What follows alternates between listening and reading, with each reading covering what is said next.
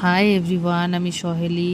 আজকে আমি তোমাদের সাথে শেয়ার করব বৃষ্টির দিনের একটা অতি সহজ রেসিপি খিচুড়ি বানানোর।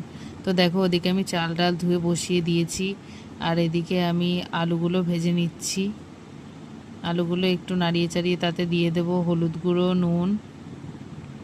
আর আমি কিন্তু খিচুড়িতে হলুদ নুন অ্যাড করে দিয়েছি, যেহেতু আমি প্রথমবার রান্নার করার ভিডিও বানাচ্ছি, তাই একটু ভুল হয়েছে। ভুল ত্রুটি আমার মার্জনা করো। এখন দেখো, আমি খিচুড়িতে ঝালের জন্য দিয়ে দিচ্ছি লঙ্কা, তারপর একটু নাড়িয়ে নেব। তারপরে এদিকে এতক্ষণে আমার আলু ভাজা হয়ে গেছে। এবার আমি আলু ভাজাটাকে আস্তে আস্তে একটা পাত্রের মধ্যে তুলে নেব। এবার এই তেলের মধ্যেই আমি দিয়ে দিচ্ছি কেটে রাখা কুমড়ো, আর কুমড়োগুলোকেও আস্তে আস্তে ভালোভাবে নাড়িয়ে নেব এবং ভালো করে ভেজে নেব। কুমড়োগুলোকে ভাজা হয়ে গেলে এদিকে আমি চাল ডালের মধ্যে আমি আরেকটু পরিমাণ জল দিয়ে দিলাম এবং তাতে দিয়ে দিলাম ভেজে রাখা আলু আর ভেজে রাখা কুমড়ো। এবারে এই সবগুলোকে ভালোভাবে মিক্স করে দেব।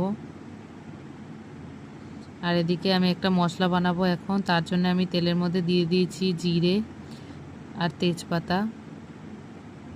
এটাকে একসাথে একটু ভেজে নেব।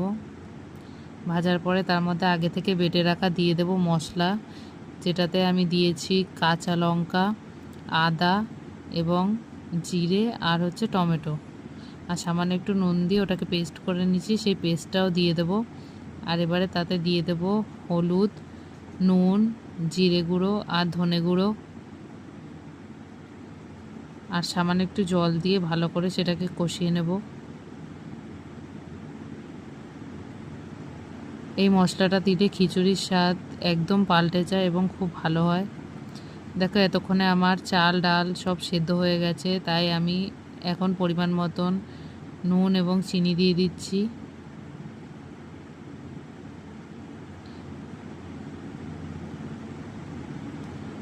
এদিকে দেখো, এতক্ষণে আমার খিচুড়ি প্রায় ডান। এবারে আমি মশলাটা অ্যাড করে দেবো, যেটা আমি বানিয়েছিলাম। এবারে ভালো করে মিক্স করলেই আমার খিচুড়ি রেডি।